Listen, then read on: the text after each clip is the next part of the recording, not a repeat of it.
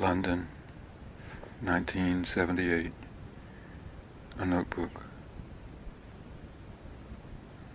On the boat from Cherbourg, reading. Cherchons introduire dans l'univers un ordre dynamique incessamment poursuivi. Elie Fauré. A rough translation, keeping the French syntax. Let us seek to introduce into the universe a dynamic order ceaselessly pursued. Dream, Eva. We are in a kind of trailer or Pullman car, in a narrow corridor between tiny, cell-like cubicles, sitting on floor, knees doubled up, cramped. There is no room. She looks at me and speaks of her father and mother in France. She is looking at me and through me.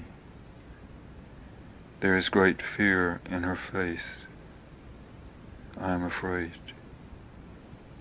It is my fear. Then I awake into this low light, in the skylight, in the choir loft, no longer a choir. I don't know the time, if it is dawn here or still night, if this is the light of day or of the stars, if it was the light or the fear which woke me. Still night, holy night. They just come to you? No longer still. Charlie asks. I nod my head. How do they come to you? I shake my head.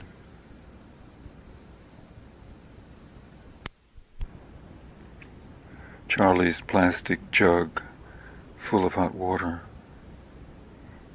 Just a little warmth for my mistress, he laughs. She is older than I am.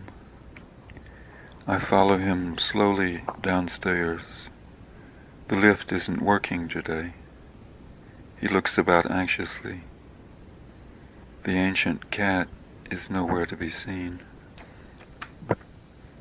Back in his apartment, he shows me the scrapbook of his models. Towns, farms, countrysides, churches, ships, planes, an antique dirigible, subtle and intricate machines, a huge carburetor made of silk, paper, soft plastic, piano wire, one marvelous page after another. 50 years. With his right hand, fumbling, frozen and warped by arthritis, he struggles to turn the pages toward the end of his book. Charlie, I marvel. You've done it. You've gotten it down. He points out the significant details of what he has done, of the once delicate manipulations. Charlie's self-deprecation, is it the despair of age? You are a nobleman, a sybarite, is that the word? No, he corrects himself, no. What is the word? The strangers. What does this mean? Alone with Rilke in my choir loft, my reading room, my writing room, my waiting room. I read Welt Innenraum, thinking of rooms, the seminar room in the Sorbonne, the whole room spellbound by Baudelaire, auditorium, listening room, room in the house, in the front row, in the balcony, standing room for the cherry orchard, sitting room, playroom, workroom, day room, dark room, sick room, school room, changing room, room for change, breathing room, elbow room, room enough, living room, room to live, Lebensraum, room for the night, for one more, for her, for the books, for the cello, on the lifeboat, in the chapel, in the aisle, by the window, in the icebox, in the orchestra. Some room, upper room, inner room, room in Liverpool, pad, room in Siena, stanza, room in Graz, Raum, room in Rilke, Welt Innenraum. Headroom, room to blossom, for thought, growth, new work. Anteroom, a roomy attic, a room of one's own, room to pass, to park in the lot, in the far lane, at the motel, in the glove compartment, in the signs pointing on, farther and farther on. Louvain, 67 kilometers. One-room apartment, apart, apart, until the end of the world, Carla. Never again, my love. Charlie's scrapbook, 1,000 rooms, a life work, a country, Welt Innenraum. My room above the chapel. I climbed the ladder to bed toward the choir, into the choir loft, the loftiest room in the church, no longer a choir, no longer a church, an outpost for outreach, an inn for the social workers in N Street, divinity students mostly from Cambridge, strips of sheetrock nailed to ceiling rafters separate the choir from the sanctuary. No longer a sanctuary. Nothing holds the center up. The desecrated ceiling sags. The walls are spreading. Vertical lift is at a premium. The ex-church reaches out into the slums, sheltering the ex-aisles, A-I-S-L-E-S. Nobody seems to notice, but nobody ever comes here. I peer through a small skylight in the ceiling, into a square of low, white, English sky. There is a small round window in the gable, looking over the street, toward the grey grime on the wall of the council flat. I can barely make out Charlie's small window. The church, part wrecked, part rubble, settles in, surrounded by scrap, busted tires, broken toys, mattresses, motors, settling or rising, from worship to welfare, uplifted, downcast. From somewhere above M Street, in O-P-Q-R-S,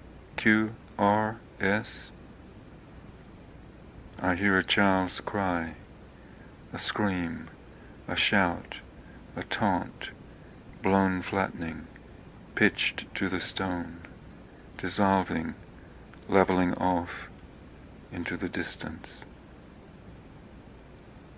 Down my ladder I go, I try to follow, down from my lofty choir into the alphabet, the separated parts of the city.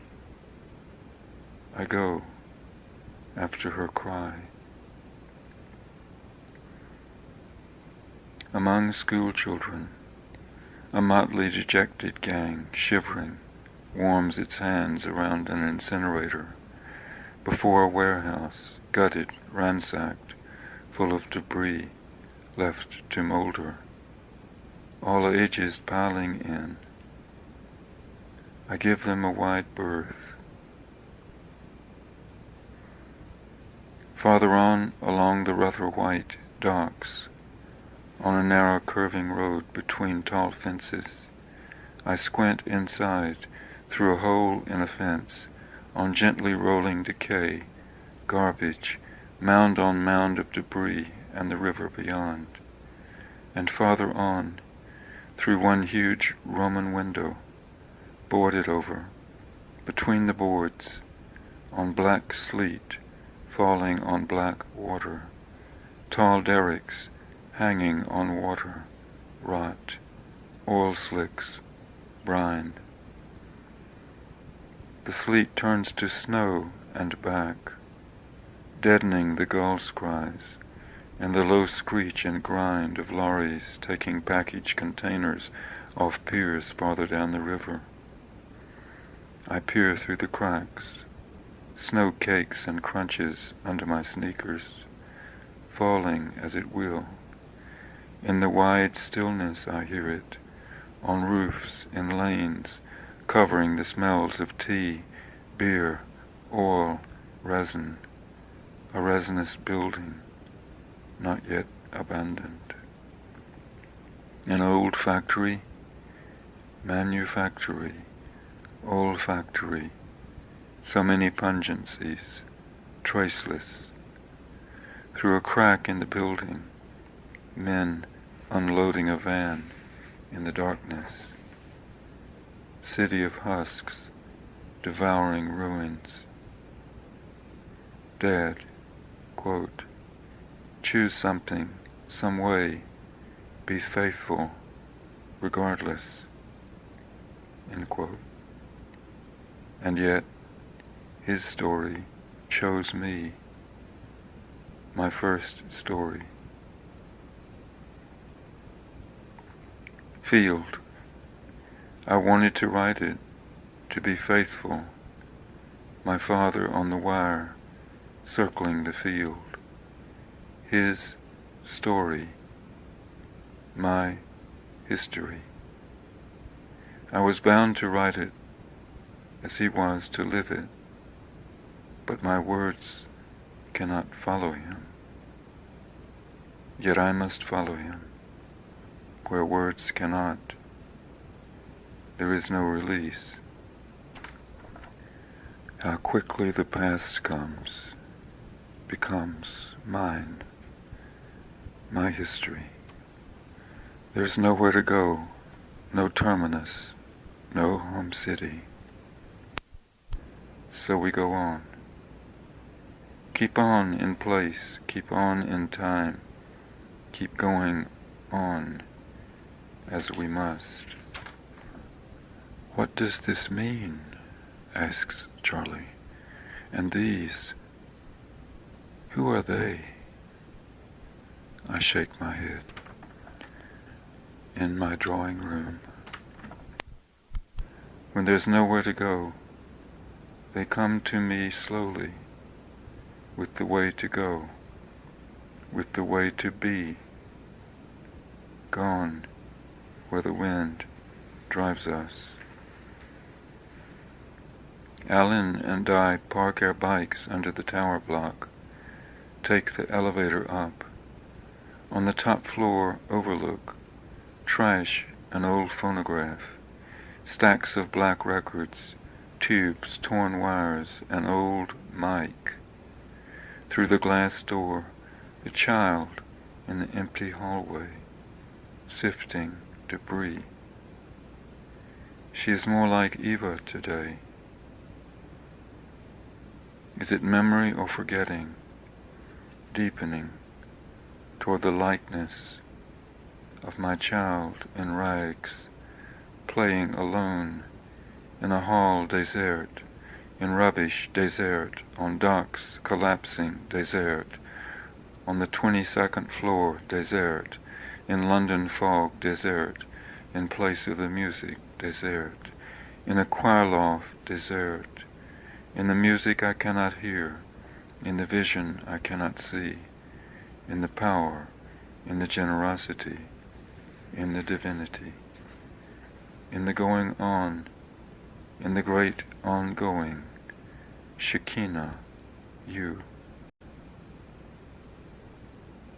I look up with surprise at the bird, a black speck falling and falling, down the window, into the sky, the depth, like a black snowflake falling away into street sounds, walls moving, panes rattling, pipes knocking, gutters dripping, vans hauling, tires swishing, brakes squealing, a siren. The little girl hobbles toward me in the narrow corridor, holding her broken mic. On the top floor, desert. Through the glass door, désert. The cracked pane, désert. The hall vacant, désert. The docks eroding, désert. The river riding, désert. Night falls. Nightfall. Slowly it comes to pass in the powdery white space over England, by the ash-can fire, in a circle of child faces, among tires rotting, a bent wheel, a left-hand glove, a boot tongue, a spring coiled, a motor gaping like a mouth. An old model of a man, outmoded, crafted of shade and dream, sea wind and soft tissue, the gauze of a poem. I fled him, open, holding nothing, going. Tall, lonely couples in black, in the twilight evening, in the Café Désert, in the city of sand. The children of the West are looking out, holding up handfuls of wind, open in greeting and in going, gone.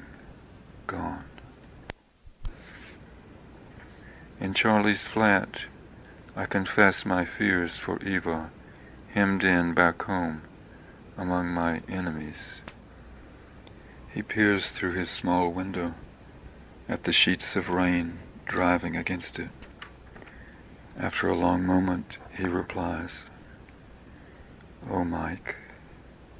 And after another pause, "The body of God is troubled." Is he quoting his poet again, Francis Thompson? I wonder. The phrase seems lifted from a poem, or maybe some sacred text from a past civilization. It sounds almost natural coming from him, and yet it sounds like an echo from another age, disembodied, separated from its source, out of place, out of time. I cannot identify the source. How much of what I said here is a quote from memory? I cannot remember.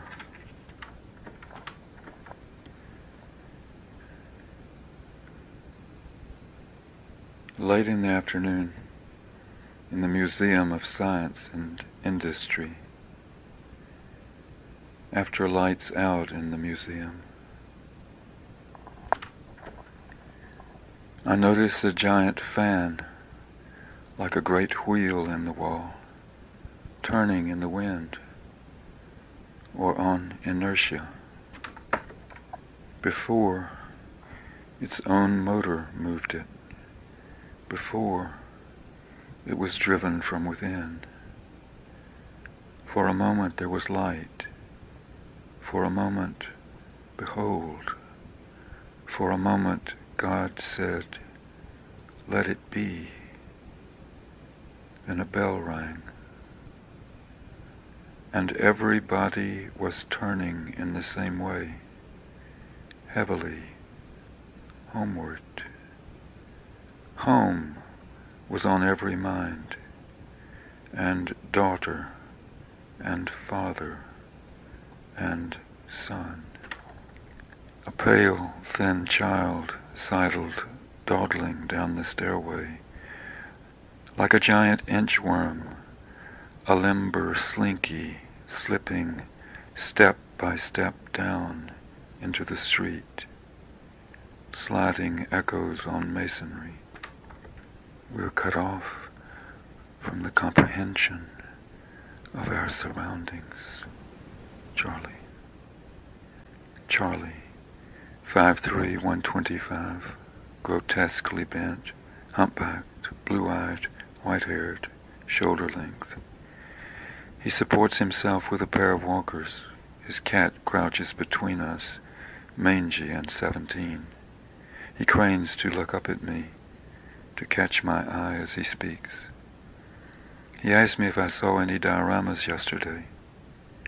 I describe one, a white glacier over the land mass, with the dotted lines superimposed of present Britain.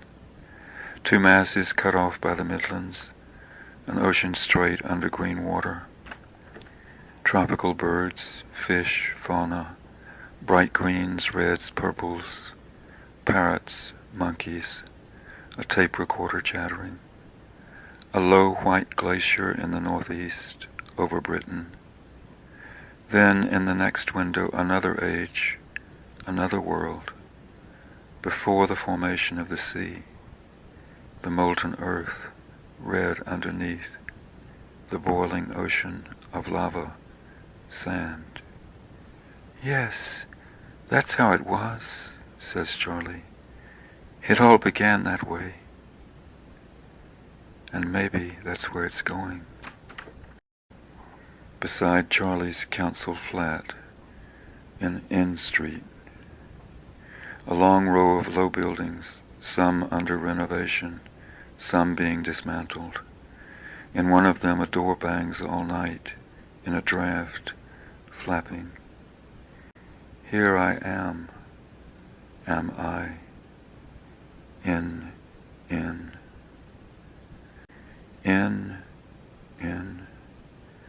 the maze of my alphabet, my city. Sleepless, disoriented in the narrow street. I remember Eva's world map, drawn when she was 6 after a trip to France. A complete world picture, a mandala in the shape of a wheel, with 8 blue spokes of ocean and 8 triangular continents, each colored differently between the spokes. France with Brittany, and the USA with Florida, her continents, face each other across the central ocean. There's a strong brown line drawn and redrawn through the blue space between them. Will it describe her path, I wonder, my American mamselle? Is hers to be a journey without an end? Extol the bridge between. Memory, dream in the Comte's garden. Slow motion in a city before catastrophe. Cracks in the floor. Ground lifted, broken. Walls trembling. Vibrations, currents from the eons. Under the pavement, plates grind, split, shiver, shudder. Tremors from the reservation. Mortars, planes landing. From the east, great motors, nuclear generators, idling and surging. Under a curving, smooth white dam, far beneath, in a quiet neighborhood, in the lower city, 3 people, strangers, begin to walk together. The dam appears and disappears, pallid, looming between the trees. I cannot say it. Lines darken on the white page. Figures emerge, begin to dream, pool. A thermos at the bottom of the pool, afraid it's cracked on the floor of the pool. I ask someone to dive for it, someone already in the water. But they won't, so I have to. I go in at the shallow end, reach down and begin to crawl along the bottom. I find the thermos on the slope down in the center of the pool. Now I begin to play on the bottom, but soon I run out of breath. But the pressure is oppressive, looking up, seeing the vague forms above me, the lower parts of the giant bodies treading water, muffled voices and throbbing a motor, my heart against the floor, through the coiled hollows, the guts of the mattress, springs plucked here and there, ping, ping, ping, fluttering wildly, ping, ping, ping, ping, ping, ping, ping. I do not know my heart. I cannot follow it through all its jitterings.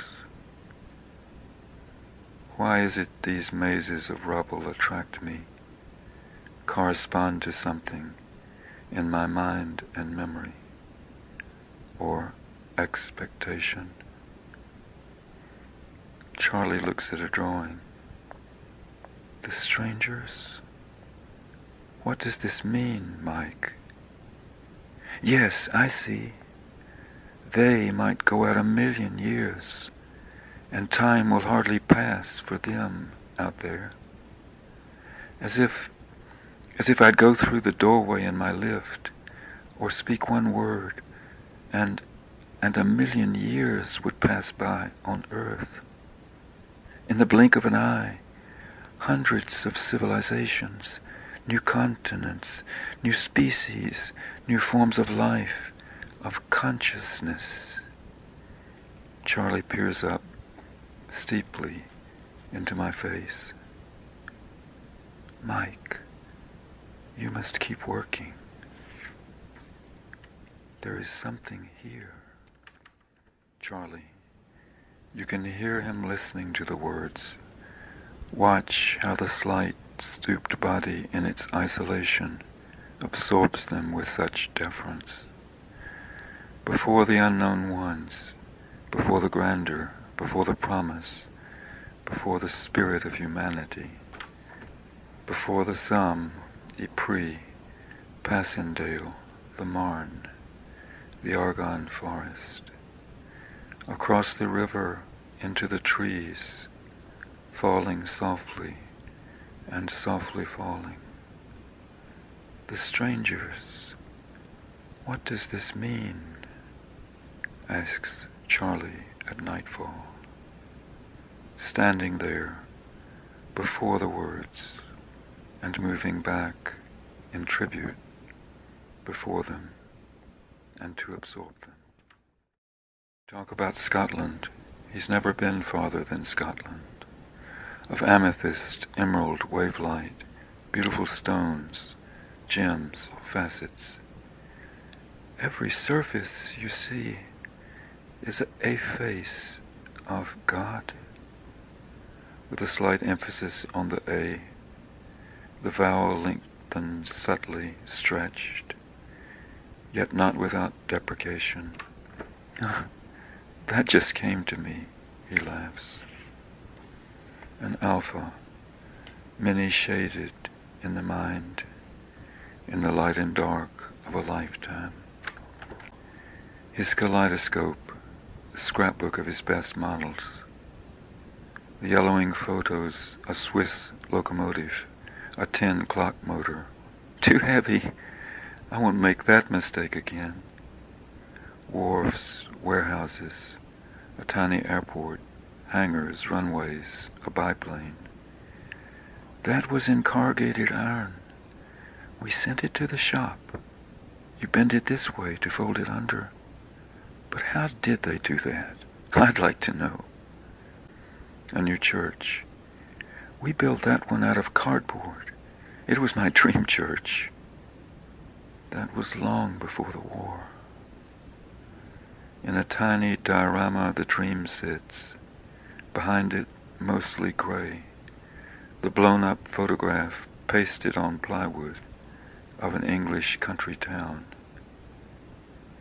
So many small, intricate, three-dimensional models. God has a workshop too. There's a workshop in heaven. They get together and make beautiful things and show them to God. And whenever he finds something that he likes, he chooses it for one or another of his worlds. Synge's phrase, the glow of childish transport that came over him. The effervescence and verve which surface here, the self-abandon of the life alone, before the end, faced with its end, and facing it.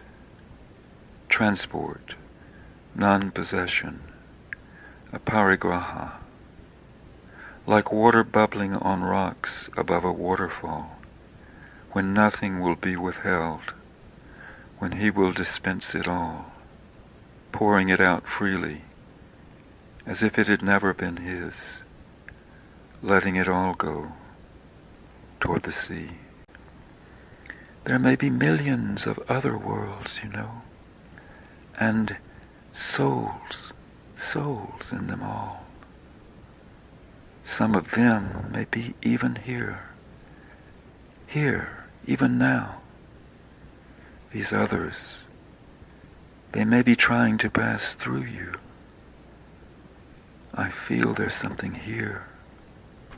Winged already, I see him, spread-eagled as he falls, soaring above the walkers, gliding the warped bones above the island, and on.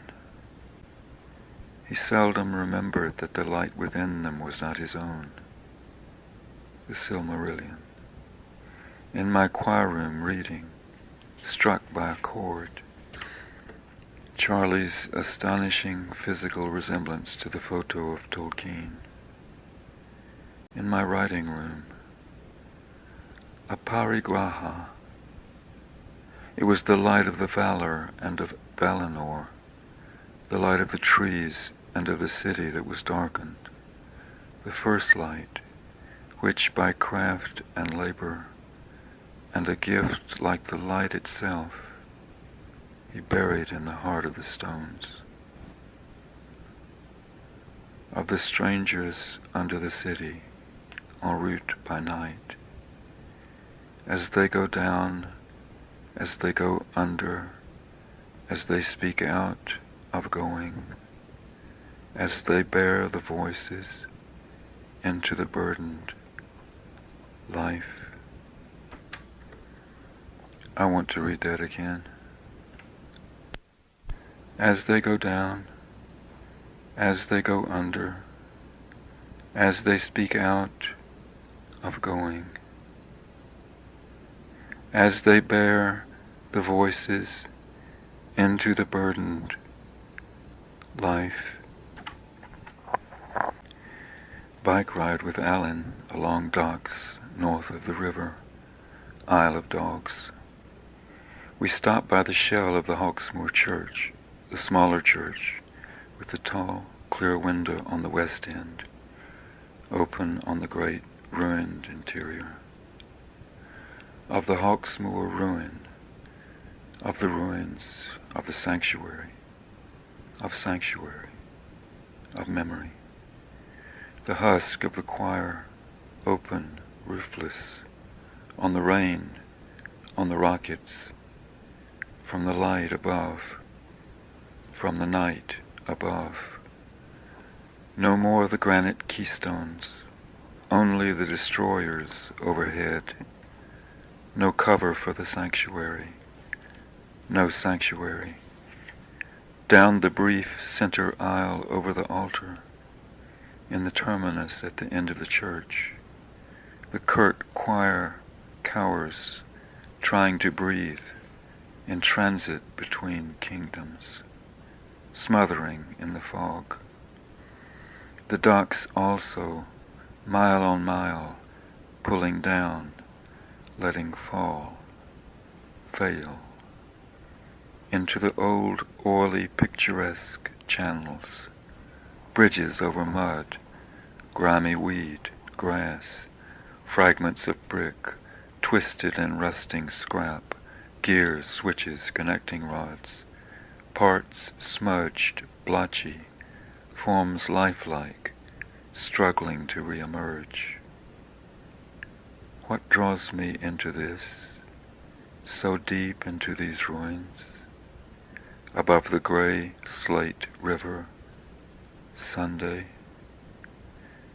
the good old cause, pure religion breathing household laws, cycling along pier in the rain, a long pier in the rain, on grey wings drifting on the estuary, the smell of the dark in salt, brine, oil, pervading ruins, in the afternoon before night, in the city before the sea.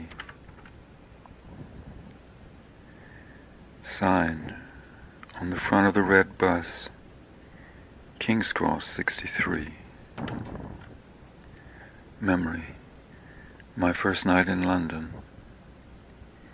I'd left a suitcase in baggage claims in Bayswater, thinking, I must return. I must not forget where I began. So that a trace remains now of my anxiety then, of forgetting, of not returning. The red bus passes and I think, I've left something. I must not forget, or they'll confiscate it.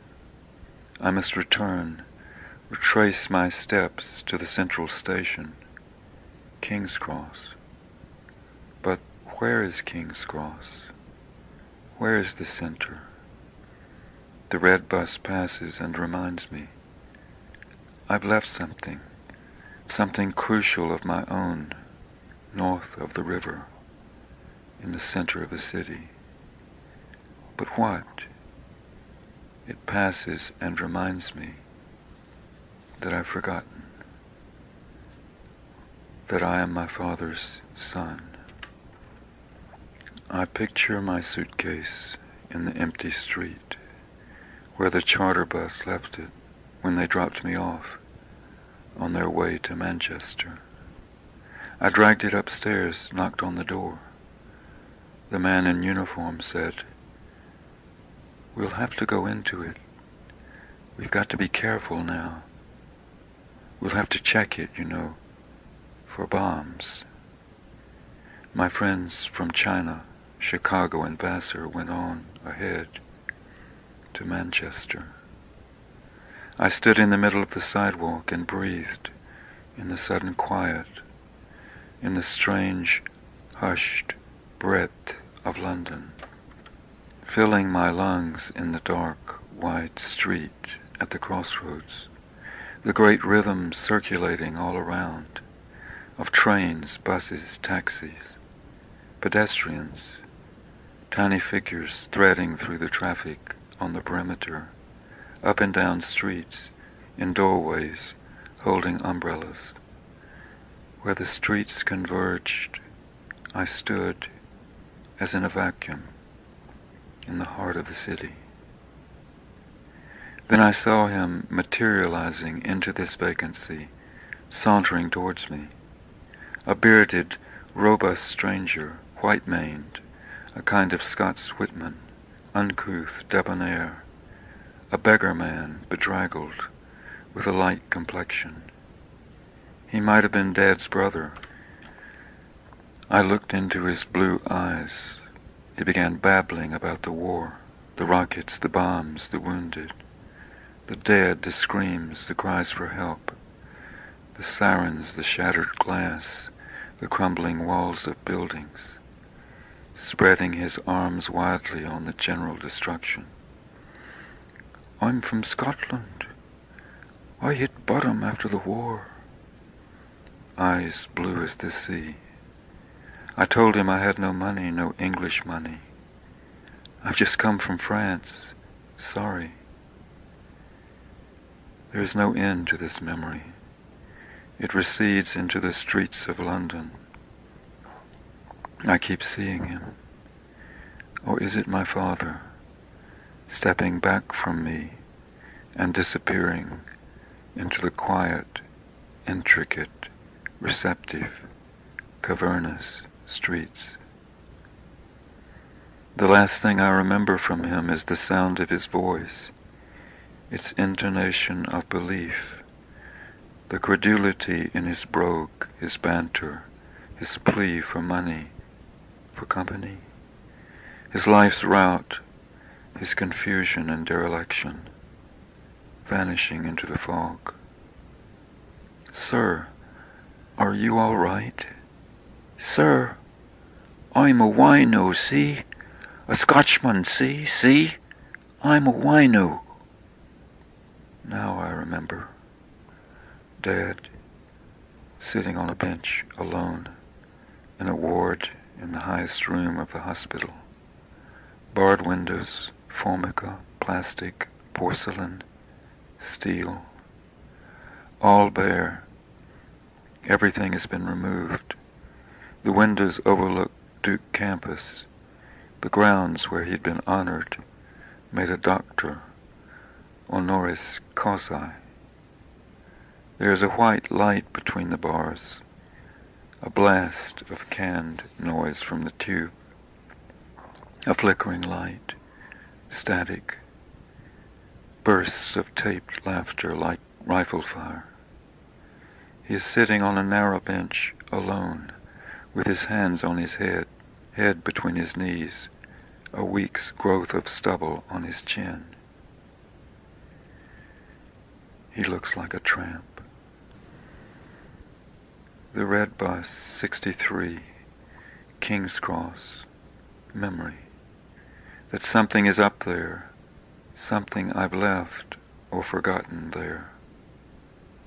Something I'm holding back in the back of memory. Something I'm feeling for. Who is this beggar man, this lost soul? Who is this stranger? My father, myself, my only Messiah? Who is resurrected in me, reborn to die? Strange, Dad held himself aloof, above his destruction, preserved a semblance of intactness so long. Then in that awful place he couldn't even remember the bathroom. Not which way, but the existence of it. He had forgotten about urinals, toilet bowls. In the need to relieve himself, he turned from me and started pissing on the floor, between the aluminum chair and the stainless bedstead, over the rubber tubes, zinc fixtures, bed sheets, bedpan. A perfect cube, otherwise empty, pervaded suddenly with the sudden, pungent odor of urine. Memory.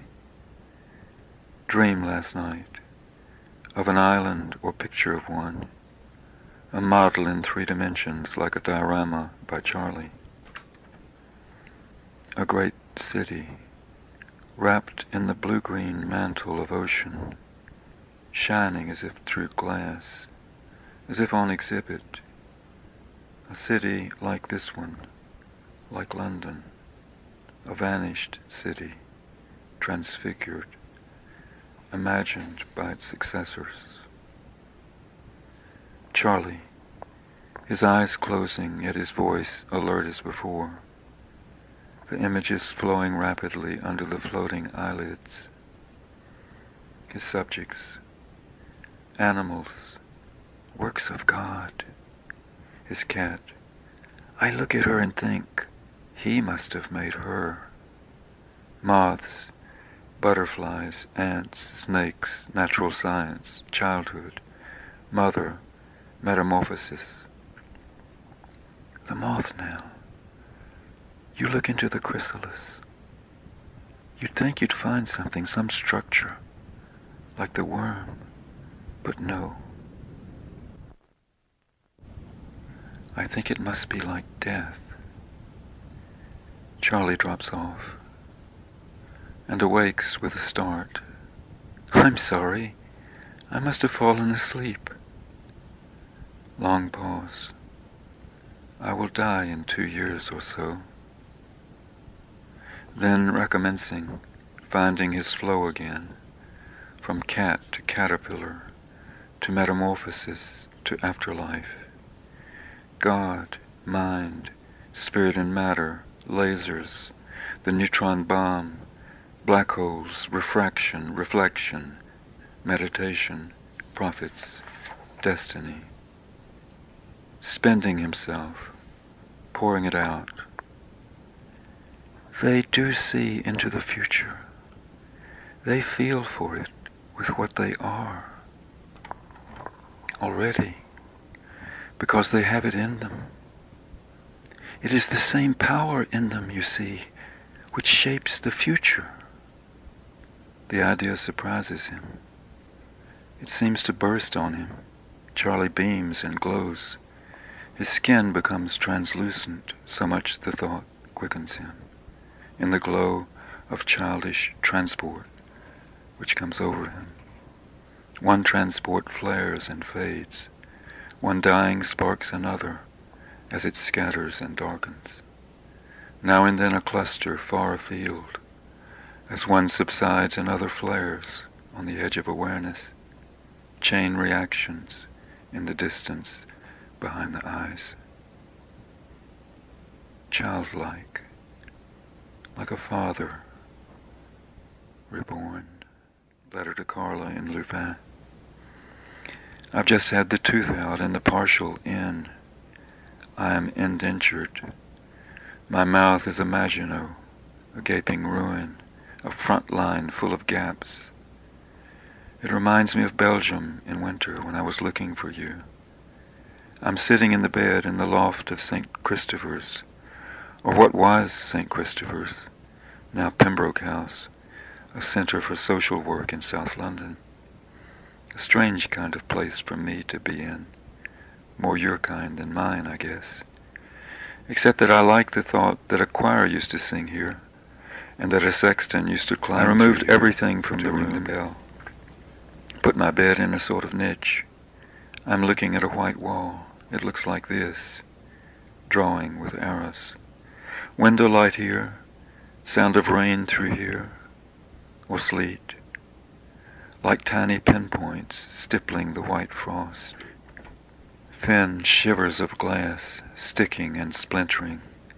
A spring-like bird cheeping through here. All the walls are bare and white, except for pipes and electric outlets. The round window is quite small. Through the bars in it, across the street, I can see the smoke-blackened brick wall of the apartment house. Council flats owned by the government, neither more nor less drab than anything else. Some pre-war buildings circle around the church, half of them roofless, windows and doors boarded over. Nothing with any age on it feels very secure. A couple of cheap new high-rises may last a while, but demolition proceeds. It's like having a seat at the dentist's. The racket begins at dawn. Drills, saws, hammers, axes, jackhammers. One by one the hulking, smoke-stained old buildings shudder, collapse and fall. To their knees at least. The lower stories gape stolidly over the fallen ones, formerly the upper ones, and burning rubbish, like stoop-shouldered, club-footed, hump-backed, dull prisoners, Volga boatmen, heaving forward like the rows of my teeth, a burden they can never release. Even smoke here fails to rise much.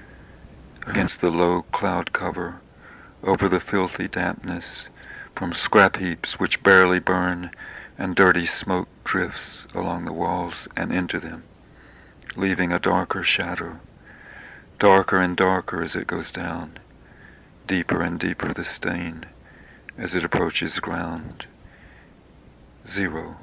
The rubbish, which is mostly where it comes from, I guess. Pretty dismal picture, n'est-ce pas? I'll paint you one of Belgium if you want me to. Belgium in winter.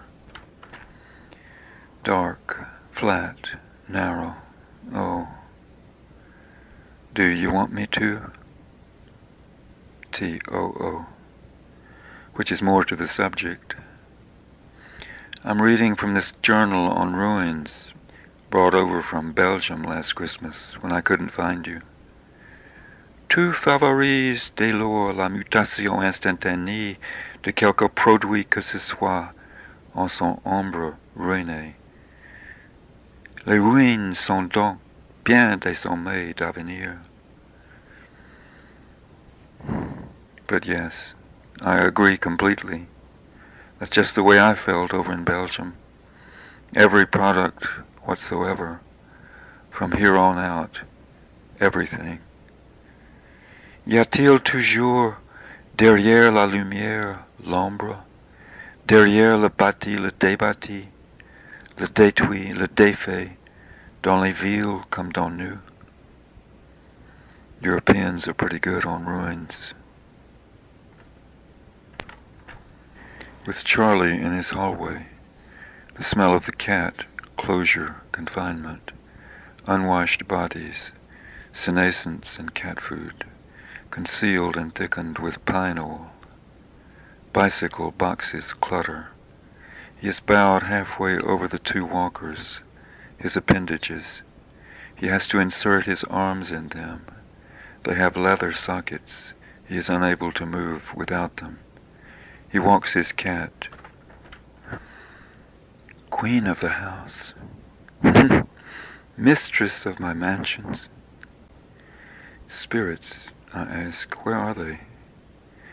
Everywhere, but especially in the north, towards Scotland, in Yorkshire, the moors. Charlie's one trip outside England to Scotland. The Scotch, oh, they seem dour, rude. It's a hide they have. You'll find a kindness underneath. It was as if I'd come home. Charlie lowers himself onto the edge of the chair so that the Queen will have room. Certain minds, Mike, are strung differently. They stretch. Charlie stretches the word. There are other levels, plateaus. Spirits surround us everywhere. They choose certain ones among us. I believe in the guardian spirits. I'm the hooded horror of N Street. I offer myself up to the antique shop. One of Charlie's finest models, an intricate little fighter plane to sit outside the hangar, and then a little pilot to sit on the wing. Only think, says Charlie. It may be the last time he'll ever go up. Only think of the glowing dioramas, the glaciers, the green-swathed islands, the Midlands under sea, the myriad teeming tropical foregrounds, out of which parrots screech and monkeys chatter on the tapes. With all this behind us, and King's Cross, and the Houses of Parliament, will this be the last time? I wonder. Many vivid conversations, humming, and a bit weird, always.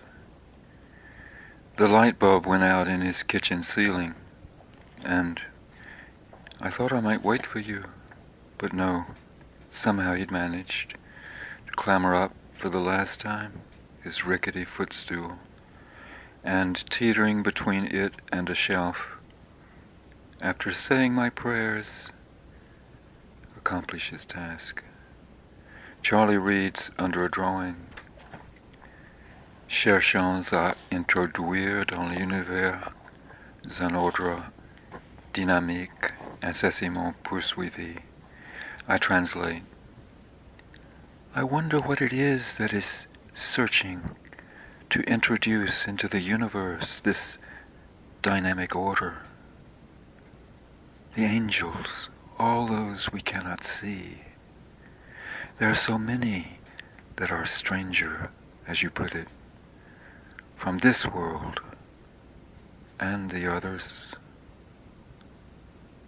That's why you've drawn so many here. Yes, because we're all relatives, all bound together. Why there's so many lines? Charlie grazes the penciled haze with his fingertips. Yes, the whole web. You see, that is the great work. God's work, then, distributed through all his creatures, waiting in them, waiting for them. They're helpers everywhere from other worlds, many worlds, before or after this one. And you're trying to draw them, these, and the others, the other helpers, the other forces, sacred forces, scattered, and the work which they carry on together, without always knowing. Yes, and forgetting always. Bowed half over, he peruses my latest drawings, murmuring the titles aloud to himself, like a child who's more used to being read to. Dance of the Migration. What does this mean? The strangers. Where do these come from? Out of nowhere, really. We were living on a peninsula. It was a primitive place. People led marginal lives. They spoke an older language, not the language of that country. It was about as far from English as you could get. I hadn't heard English for so long. I was a writer, I thought, but I didn't have the words, you see. I had a notebook like this one. I carried it around. It was mostly blank. I'd go and sit under a tree with it in the Comte's garden, trying to read Goethe. I waited for them. I was patient. Then I was desperate. I tried to force them out, but they wouldn't come. A word would begin to feel jagged, so I'd draw it as I wrote it, jaggedly. It would be big, a great, tall, ragged word with pointy edges. I thought I was just doodling. Then I'd start to write a sentence, and I'd draw a line. But the lines did come naturally. The ballpoint just glided over the paper. It was as if they drew themselves. These lines began to fill up the margins. They came together in patterns. They took over whole pages. They were dark, intense, centered, like the poems I wanted to write. I hadn't wanted them. I was looking for the poems, looking the other way when they appeared. They must have wanted you, says Charlie. The unknown ones, Charlie reads aloud to himself, sotto voce. Laborers under the city. What is the city? It's all the lines. It's the whole web which connects and completes them. It's the fulfillment of each which they labor toward together, without always knowing, even in isolation, in bitter division. Once it was whole, but now divided, but also wide-sown, broadcast to the outcast. The pariahs, Charlie exclaims. Sewers, weavers, so many. makers of models, listeners who descend unheard into the floor of sound, to mind the vibrations soundless which complete the sound. No one can alone remember or comprehend. "Talk some more," says Charlie. I'm stunned, disarmed completely, because this is what my daughter Eva used to say, standing on the back seat with her hands on my shoulders as we drove into the mountains. There is this chord struck of her words under his. Leaning over my shoulder, pressing her face against mine, she'd say, "Talk some more, Papa. Talk some more." But no grown person has ever asked me this. Still a child, though, Charlie is, of another era, an Edwardian, formed before the horrors, the death camps, the purges, the bomb, the great flattening, before the canopy collapsed into the splinters we live in. But it is something. What is it? Charlie points to my notebook under the drawing. What does it say here? It is dispersed, wide sown, atmospheric, like breath invisible, fundamental to life. I recite from my notebook, written yesterday. "Yes," cries Charlie, "it is the ether, the spirit cloud." Thrilled, I turn the page. I read aloud on the other side of a drawing my gnomic lines. Deep buried in the present, the treasured gift, the sum of all their unknowns, the load they're fraught with. They're bound to carry it on, even as it bears them down, as they deliver it to us. I complete my reading with a gasp. "Children of the air," exclaims Charlie, "of the light." Charlie, my spirit brother, my neighbor across N Street, my only audience. How is it I can talk to him? I wonder. Teilhard speaks of the pain and slowness of the maturation of an aura of mentality about the earth. I point to a drawing unfinished. You see, it's not yet complete. It's like their being. Charlie reads the drawing. "Mike, something has given these to you."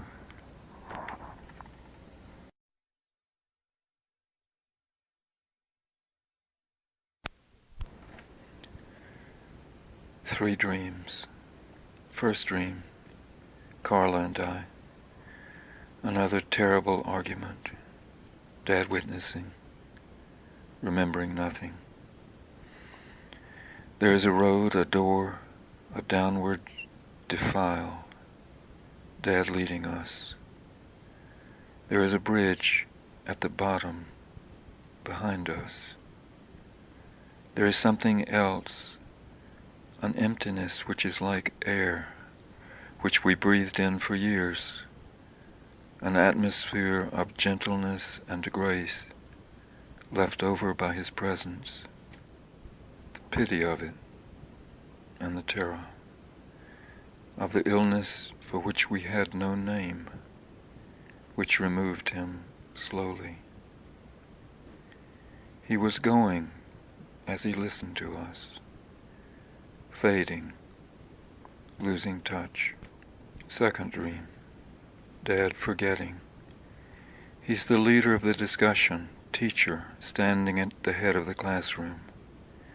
But as he begins to speak, it becomes obvious he remembers nothing, that his speech is composed of decorous, courteous, charming, connecting phrases, connecting nothing.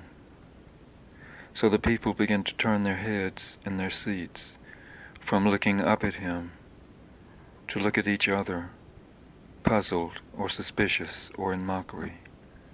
Slowly the class disintegrates. The dream shades into violence. Someone in the back of the long room has a switchblade. He advances leering and drives it deep into my face. The knife bisects my brain. The first dream hangs over the others like the clouds of London. It is their atmosphere. The atmosphere is like his memory, which endures and which he leaves us. It is of a father, imbued with soul enough to suffer oblivion, to rise for a moment and fall in the spirit kingdom, to endow others. When I think it is over, it is not. When I think it is ending, it is beginning.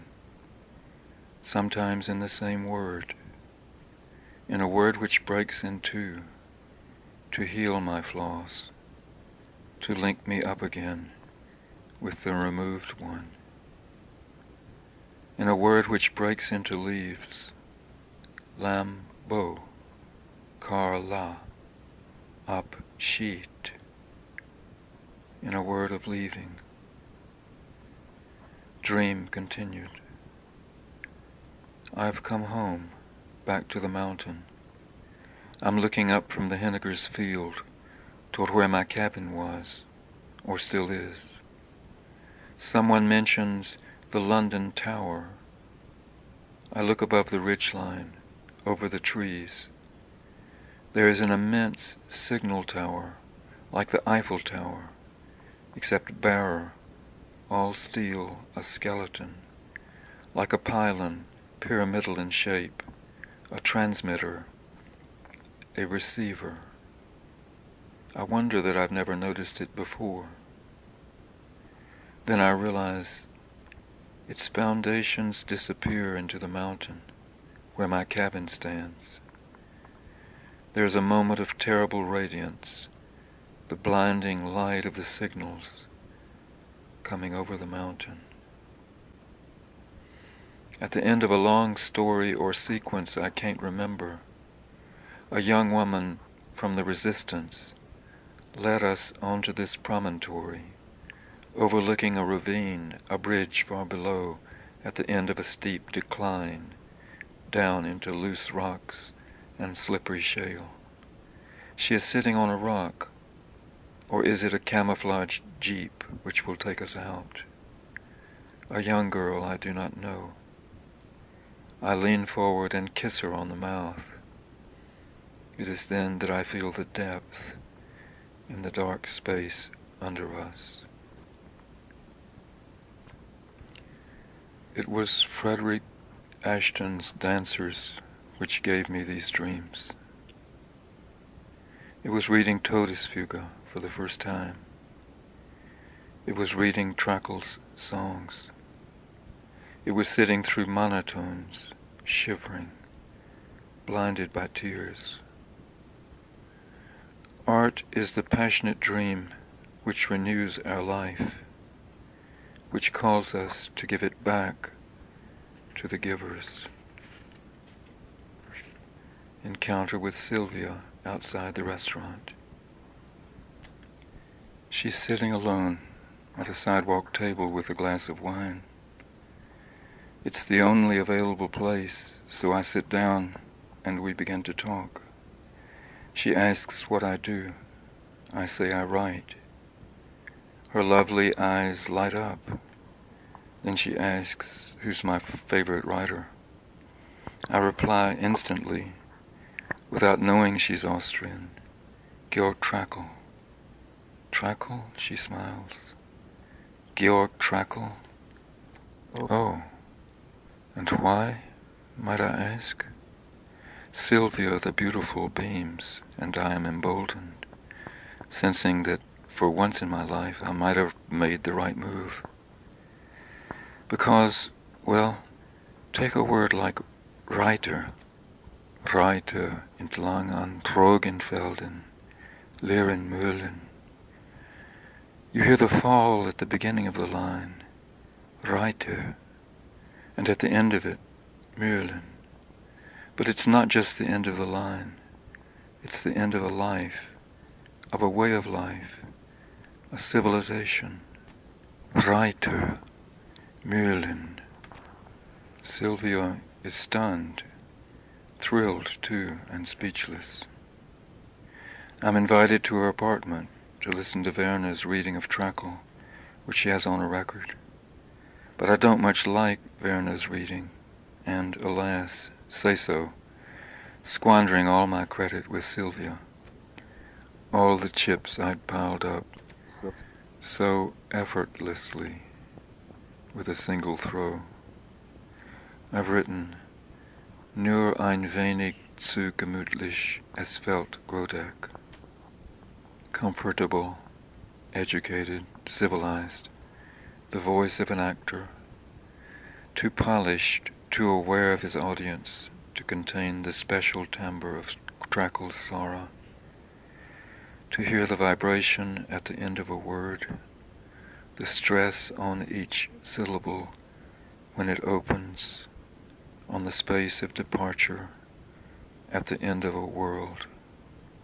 Reiter, Mühlen, Abschied. It lacks the desolation of loneliness, of opium, of terror, of catastrophe, of the moment before death. There's a difference between declamation and being, between what the voice strives to achieve through willed emphasis and what is achieved only by being, emphatically, by letting the word be. Trakl's voice is of a threshold where Trakl stood without ever entering. Because it was unconsummated, his baptism, his marriage, his Catholicism, because what took place within the room was a sacrament, impossible for him. So he sang out of them, of Abschied, of the departed ones, of a realm both sacred and inaccessible. One cannot place Trakl. He belongs nowhere. The civilization cannot contain him. He belongs to poetry, on a battlefield where a ritual slaughter takes place, where the poem is the altar, where he is the slayer and the slain, the one who builds the fire and the one consumed. At Grodeck, in Grodeck, Trakl sings his prelude to the century. I have in Sylvia's handwriting, Oskar Werner reads Trakl Deutsche Grammophon. When you hear Werner, you hear civilization, a kinship of listening minds, an auditorium which Trakl could never enter, and his refusal to enter, or his incapacity to enter, and his insistence in sustaining that incapacity, made him the poet that he was. All these low-slung buildings are like trains passing into the dark, low, broken brothers, repeating each other, huddling together in the mire, against the low sky. In the distance, I hear him prophesying, whispering and mourning, my brother.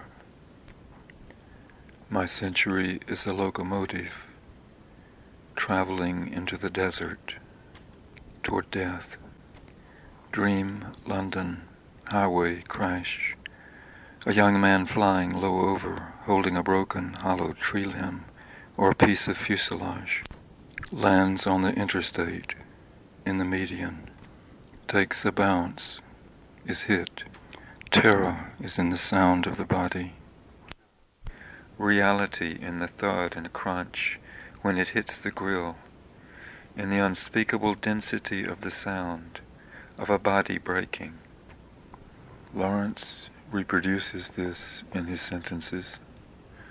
A dream that is life, that rises, is raised from the ground where the roots of words delve, that go down. You read into a trance and there is rightness, breath constricted, body taut, the slope of a few words downward into the suffering, and a sentence stretches out before you. And then the body being dragged along the road, the great hollow trunk disintegrates and slides down the center line, grazed or smashed, thud after thud back and forth, by the cars hurtling or skidding in confusion. From its disparate coils, from the sense in stasis, there is worship, a fierce devotion, a section of the road laid down and followed. There is release in being bound to the chain that connects me in this long column. He would be glad in knowing I was here, because it was his place, his and mine. On the shoulder of the road I followed the body sliding to the left and south, kneeling and crying out. I writhed on the ground, trying to absorb some of that thud and crunch of metal and glass, that which was being dragged out and going on. Yet I knew that even as I did, it meant nothing. It was obliterated. I did not feel it deeply enough. The dream had become a mask. I was staging it for those who stood on the roadside, who labored to extricate the body from the snarl of the traffic, from the pieces of the long trunk. This is the central problem, which Lawrence struggled with on his island, the problem of decorum. If you do not stop and go back to the roots of the emotion, it is obliterated under the expression of it. This was Trakel's problem. The trouble is, it's not just the emotion you're speaking of, but the welding together of the emotion and word. And the bonding, the welding together proceeds slowly, not only across one lifetime, dream, but the burning tablets. A writing room, vaulted like a chapel, carved high, massive lecterns, on which the tablets stand open. After the British Museum, after the Pantheon, the withered and farcical, hyenas cackling in the shadows, aux grands hommes la patrie reconnaissante. L'air fané est un peu ridicule de la grandeur grotesque de ses propos, mine included. And yet the words were open, ouvert, même à la douleur dans l'air, even to the wide sorrow, even as we must be, as we must breathe, even as a book opens into parts, in two parts, even as the pages separate, as we passed through the room, she and I behind her. I lit the tablets on each of the lecterns. They burned with an unearthly light, as from the center of the tablets. I knew that they hadn't long. I knew they were burning away. I knew she must go away. Partir. We two. Car là. Il faut. At the end of the room I looked back and saw them blaze, consumed, the open books. In the center there was something else, a form submerged, smoldering in the fire of the books. Not a book, a life form, sunken, a centerpiece with the weight of a sepulchre. There's a drawing, several lecterns with a centerpiece in the vague shape of a tomb, under which I've written, Prolongement Roots, City. The work in progress is a continuum, a prolongement, in which the word of something becomes more than a word. in which it assumes its responsibilities as bearer of a charge, as carrier of something, of a burden. So the bees in Maeterlinck vibrent comme le délectable murmure du soleil, of the sun. C'est le don du soleil, ce murmure. For it comes from there, this hum, this vibration, this gift of the sun. Maeterlinck. Si nous ne cherchons pas, n'importe où, un prolongement de beauté et de grandeur dans l'inconnu. Et les forêts, pour vivre, pour revivre, l'art comme la conscience, conditionne avant toute chose le devenir éternel. Le devenir des êtres est une offrande. Art as ambience, atmosphere, breathing room. A room to breathe in, speak in, listen in. A building of resonance which yet proceeds in a new way, a new room, Weltinnenraum. A sphere yet incomplete, a sphere which is searching, a hemisphere which opens out into the unknown world. To Carla, last night I dreamed of you again. In the morning, someone on the edge of sleep, in the midst of a nightmare, or some awful hallucination, cried out in a room below and woke me. Yet I was aware of the cry before I woke. It had become embedded in my dream of you. A cry of fear and desire from the depths of sleep. From below, this other voice. It had become my own. This was the work of the dream, this translation of the cry. Something not my own had become my own, and was of me, and was from me to you. In the dream we heard it together, like the night we watched 2001, when we saw it together. Those last few moments, what an image. The globe-like arc of the cranium, the orb of the eye, the blinding light of rebirth at the end of the world, beginning with the look of a child, the first look, death with birth in the mix, end with beginning. The times and stages overlapped and intermixed, world within world, von anderen Planeten. Seeing with you, hearing with you, being with you. It was like looking at a room from outside and going in. From outside it seemed closed, apart, a separate part of the building, an apartment. I opened the door and the room opened. It was open from inside.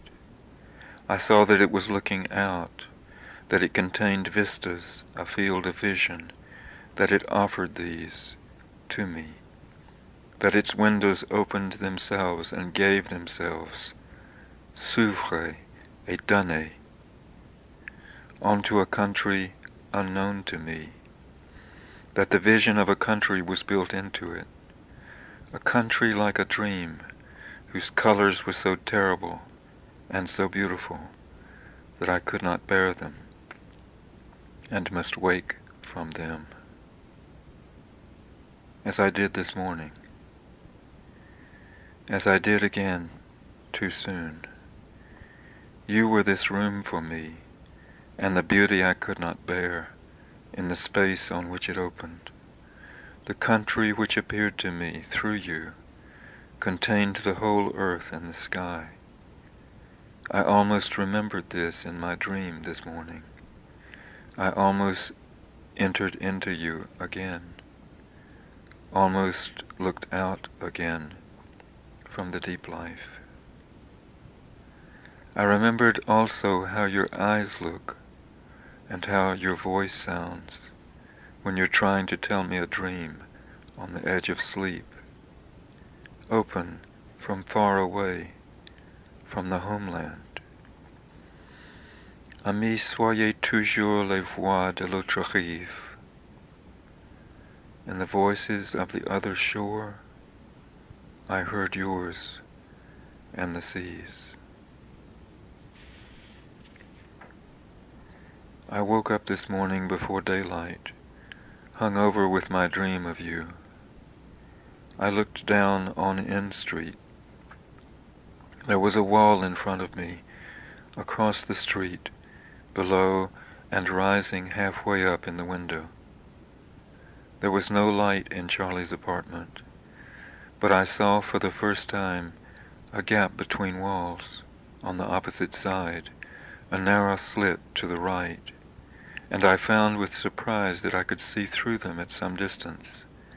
I looked down on a street far off, dark and empty, and I thought, it is this distance I felt in her, in the dream.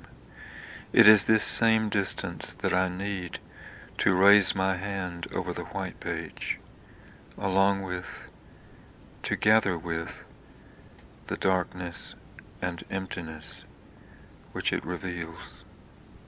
It is this slit, this narrow wedge in the wreckage through which I peer. Chaque homme recommence l'histoire du monde. Chaque homme l'a finie. Je me suis promené dans cette phrase, comme dans une grande avenue ombrageuse qui conduirait tout droit hors de cette vie. Julian Green. Cela traîne dans tous les livres. What a beautiful verb, traîne. I consult Harrop's. French is full of surprises.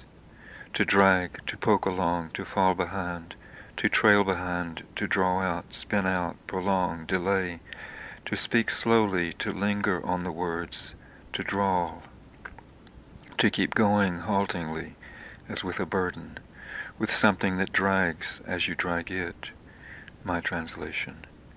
To bring up the rear, to scatter confusedly, to occur everywhere. Traîner, partout. Traîne scatters me too, confusedly. Traîne, traîne. And hyphen is a trait d'union, connecting link. I repeat to myself, trait d'union. I hear in the stillness cet étrange surcroît de résonance où vibre un sens. Traîne, trait d'union. The word trembles, il vibre, half heard, unheard, in and out of the silence, of mine and thine, of the great ruined city which contains us, and the promise in it for us, in trait d'union. Il vibre, like the murmure of the sun. Memory, Centre Pompidou, Nightfall, of the readers bowed over their tables, of the frail throbbing arches of foreheads, shoulders, knees, holding in the luminous white pages. I saw 3 or 4 rapt readers in their reading room, my waiting room. They were so quiet. They were not amusing themselves. This was not recreation. They were fervently alive there. They had come there to live, to that place, that moment, for the first time, for life, to find their lives. They were there for the creation. Voici le don, le devenir. Definitions. Regain, aftermath, second crop, figurative, revival, return, new leash on life. Regain de jeunesse, second youth, refrain, burden of the song, ah oui. Sortir, to come out, to go out, to come forth, to issue forth, to emerge, to make one's exit, to leave, to depart, to swerve, to deviate, to wander, as from a subject. Alors, je sors. I've drawn a little train with a smile.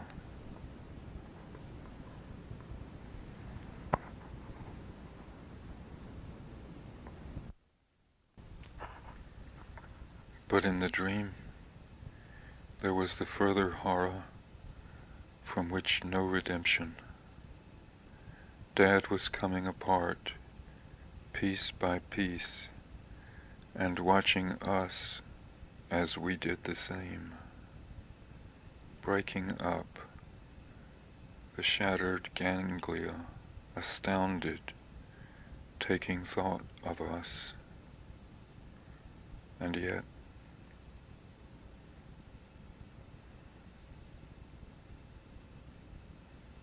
February, March, 1978.